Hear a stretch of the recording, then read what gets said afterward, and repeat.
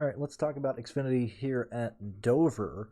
Real quick, probably going to be shorter than the Cup Series video. The same principles apply. I'm looking towards the guys who have been showing speed all year, but as we usually say, truck Xfinity is usually easier to at least project who's going to be running inside the top five in these races. You can usually have an idea of the guys that are going to be up there running fast laps and stuff. So I'm pretty sure that this is more so going to be talking about some of the value plays that might end up popping up, and just in situations like that. Very quickly, let me go ahead and pull up the previous races, kind of like I did for the Cup Series. If I can get this really quick.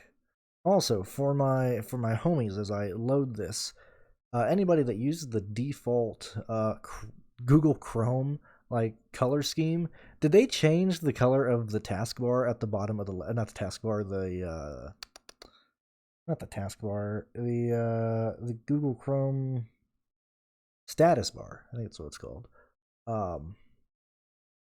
I could have swore that it was gray, but now it's showing up as blue. Anyway, so that's my little humble question for you guys. When we look at Fontana, the cars that were running up in the front, if we can load this type of stuff, which you got to remember, Fontana did get a little bit crazy because we did see people like Joey Gaze and Josh Williams, Matt Mills. These guys are finishing up ahead, and we had a lot of big names run into issues: Castle, Jones, Creed, just to name a few, Austin Hill as well. But when we look at the guys who ran up in the front, we had, what is going on here?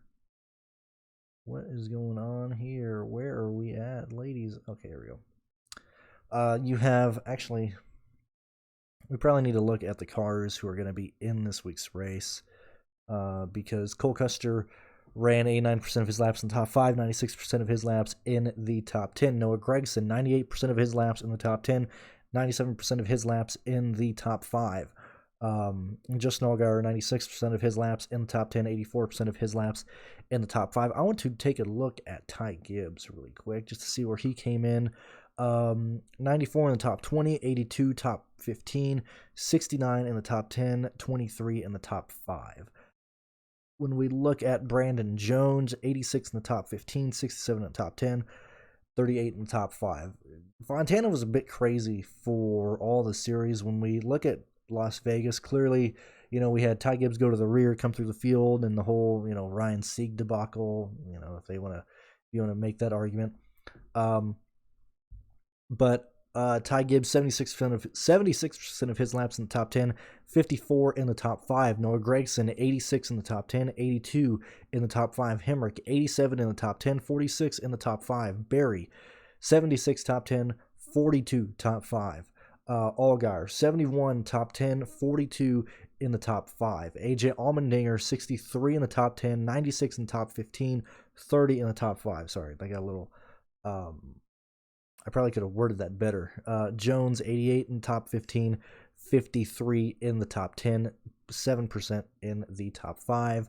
So really, just clicking this off really quick, we're seeing, we'll end with Sam Mayer. I believe he got in a wreck late in this race or something happened. I forgot what happened to Sam Mayer exactly right now.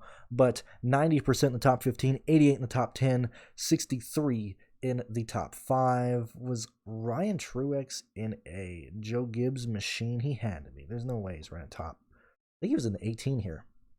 94 top 15, 63 top 10, 26 top 5. Hill, 94 top 15, 77 top 10, 41 top 5. The reason I'm going through these, and we can quickly look at Phoenix, and it's really the same case that we said for the Cup. So we're going to see the same guys, maintaining, a higher percentage of laps in the top 10. That's what we want to see, and we can use the top 5 to differentiate who we should lean towards when we're looking at older races. I understand that we haven't been in an intermediate in a long time. Really, Las Vegas was the last one. Continuing on for this year, Dover is going to be a really good place, in my opinion, to look ahead for basically the month of May, because you got Darlington, and then you have Darlington, Texas, Charlotte. So I fully believe that the people who perform well here at Dover this weekend are going to be the guys that we're going to be looking forward or looking at, for the next month, really. But real quick for Phoenix, Gregson did 100% of his laps in the top 5. Brandon Jones, 100% in the top 10. 99 in the top 5. Josh Berry, 79 in the top 10. Trevor Bayne in that 18 car for Joe Gibbs Racing, 85 in the top 10, 67 in the top 5. John Nemechek, 90 top 10, 64 top 5. It's interesting that that's the case. Let's just look at Richmond and Martinsville. I know they're different tracks, but we're very quickly seeing that Joe Gibbs is certainly up there. When we look at Richmond, two Joe Gibbs cars. Ty Gibbs ran 100% of his laps in the top 5. John Nemechek, 99% of his laps in the top 10, 99% of his laps in the top 5. Continuing on, I think this is the one where I know I'm zooming in on the Joe Gibbs cars real quick. I want to look at Martinsville just real fast. Oh yeah, Martinsville got real stupid late in this race. I forgot. Oh yeah, okay. Martinsville got really stupid. My main point entering Dover is that I think it's going to be between Ty Gibbs, Gregson, John Nemechek, Allgaier. Those are the 4 guys entering this week that I think I'm most likely going to be most interested in. Probably going to do 20 lines. Whoever shows me better speed, and we're going to be splitting hairs between these 2 drivers, but between John Nemechek and Ty Gibbs, practice is going to show me where I want to go there because they are very much identical plays. I talked about it earlier in this year in January, using an example of looking at the lap-by-lap data, looking specifically at John Nemechek here at this track last year in the Sam Hunt Racing Machine. I fully believe that John Hunter had the best car, or at least the second best car at Dover last year. Ran to a mechanical failure, wasn't able to, check the finish off. So if you're looking at, when you see John Nemechek finishing 32nd at Dover last year, you need to remember that man started in the back of the field, was passing cars and passing good vehicles late in the race. Like I said, had a mechanical issue. I think John Nemechek would have finished 4th last year in the Sam Hunt Racing Machine. We've seen him be on fire at Richmond, got moved out of the way by Ty Gibbs late in this race. I think it's truly between John Nemechek and Ty Gibbs entering this weekend at Dover, with Gregson most likely the 3rd best, and then Allgaier most likely going to be running 4th. In my opinion, right now, it's where we're at there. Due to that, I love John Hunter at 10-6. I really like his price. Gibbs and Gregson, we're going to, we'll use the practice data to look at where we want to go there. Most likely not going to be getting to Josh Berry. Most likely not seeing Sam Mayer as a guy who's going to be getting fast laps or laps led. Same thing with the Cup Series. We need to try and play guys who aren't going to get trapped a lap down. And there's a real chance that the leaders lap all the way up to 16th, 15th, 14th. I would not be shocked to see this race go green as well. I think last year we had the incident with Jaskell, if I remember correctly, getting upside down, or at least on top of the car, underneath the car. Let's take a look back really quick. Was that last year or the year before? Let me take a quick looky-loo real fast. Yeah, so it was the Jaskell incident that I was thinking of correctly. Even with the cautions that we did have in this race, we had 1, including the competition caution, 1, 2, 3, 4, 5, 6, 7. Take out the competition caution, you're left with 6. We're gonna have 2 for sure with the stages. However, if we didn't have fluid on the track, we really, the cars that were just not competitive were really removed out of the race. And so arguing that, running 23% of the race under yellow, I think we might see a little bit less than that this weekend in Dover. And touching on the amount of cars left over or left on the lead lap, German Clements finished 12th. Last car on the lead lap. We had good cars being trapped a lap down. Moffitt, Gregson ran into some issues, Myatt Snyder, Herbst, and those are the, guys that you like when we look at the Xfinity series, I mean, it's really the top 8 cars on a plane by themselves.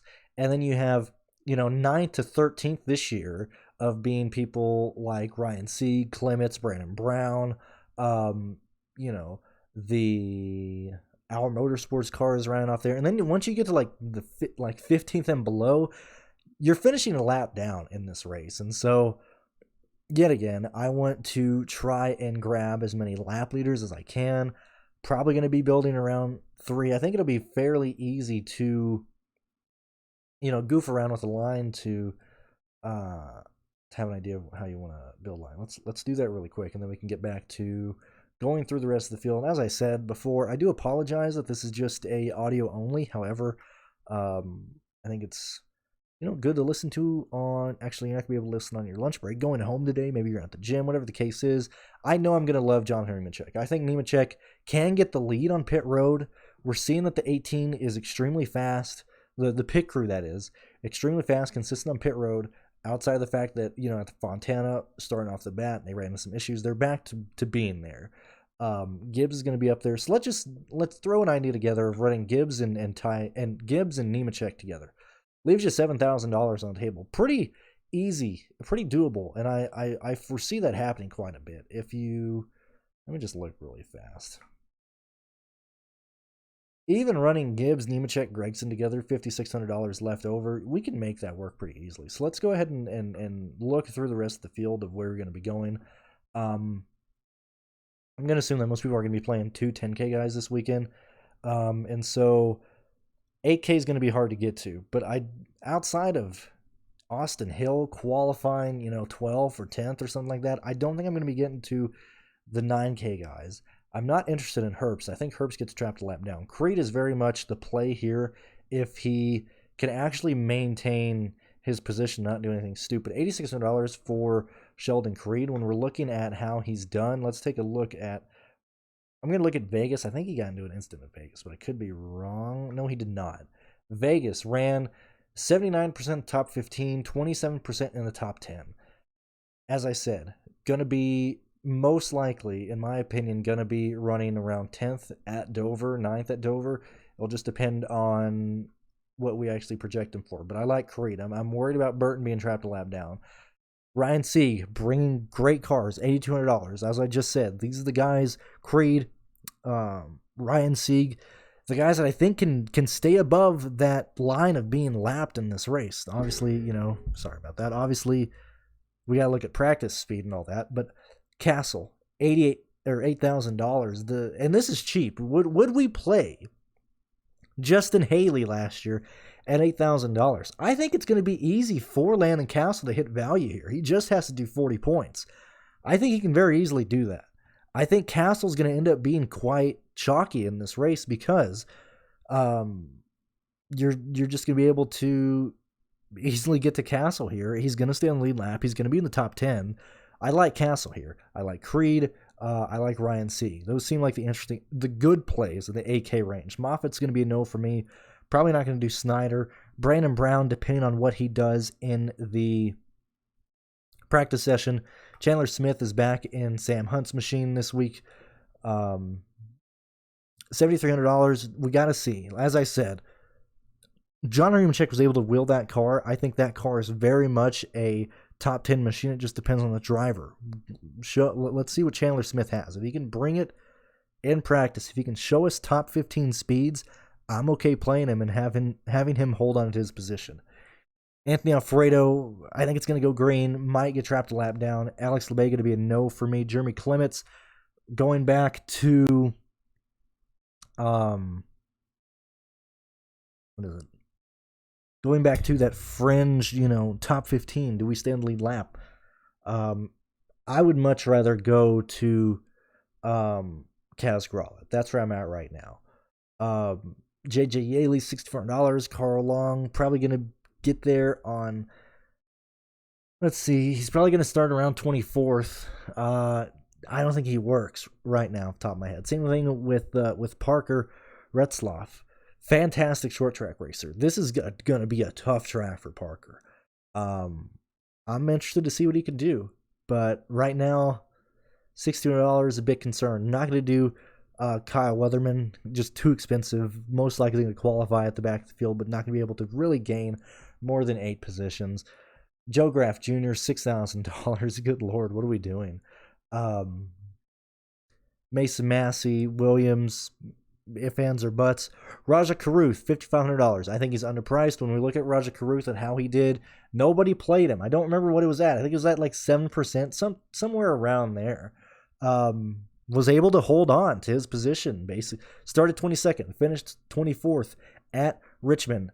When you're looking at fantasy points, 16, not a great thing, but hey, look, Raja is going to hold on to his position. Raja's a good guy. I'm not going to sell you again on Raja Caruth, okay?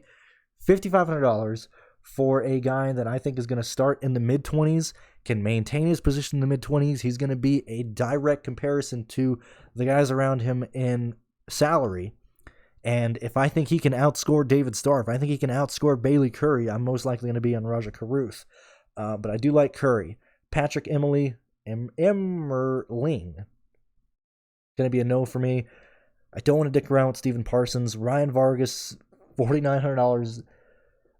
The guy who I think will be the value chalk right now. That's Vargas. Mills, we'll have to see what happens. Poole, I'm going to see what happens. Finchup making his long-awaited return since he bought a house. We got to wait for info to come out on Finchup's ride.